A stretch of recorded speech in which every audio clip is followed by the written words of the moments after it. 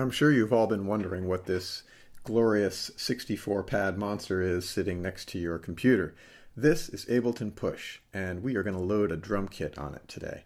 To get started, we're going to hit the power button, which is elusively hidden back here in the back right-hand corner. The display will show no devices, press Browse to add a device. And you'll go right over to Browse, which is here. And you'll get this menu. Now, this menu is going to look an awful lot like your Ableton categories menu.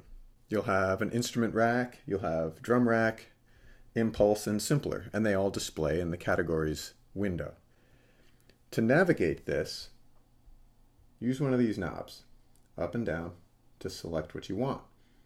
You can use either one, or you can use these orange buttons for up and down. I'm going to go into this drum rack right here.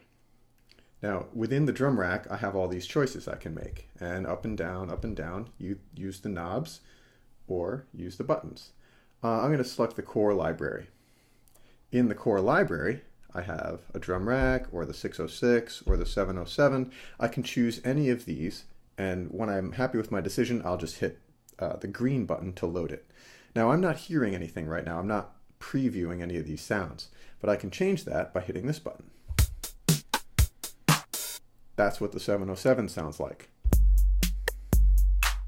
That's what the 808 sounds like. It's cool that it plays for you a little beat because you get to hear what the instruments sound like in context with each other. You get to hear the relationship between the kick and the snare and the hi-hat. So I like that. I'm going to use the 909. So to load it, I'm going to hit this green button. Now my display has changed and I get these pads that I can play.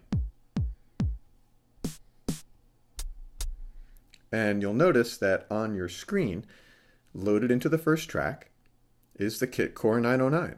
And the last pad that I touched is highlighted down in device view. I also have all the parameters for that instrument in the device view window too. Low cut, high cut, tone, all that stuff is right there. Now I can change all that stuff right here with the mouse. I can adjust these parameters, or I can do it in Push. So to do that, I'm going to tap Device over here. And the display changes so that I can use any of these knobs up top and change, for example, the low cut frequency. I can change the attack. I can change the volume, anything that I want to do up here on the top. And then by hitting another tab, I get another instrument, and I can change all the parameters to that instrument. So go browse all the drum kits. Load one you like, play with the parameters, and play with the drum pads. It's fun. In the next video, we're going to set up the metronome, and we're going to record a drum loop. See you then.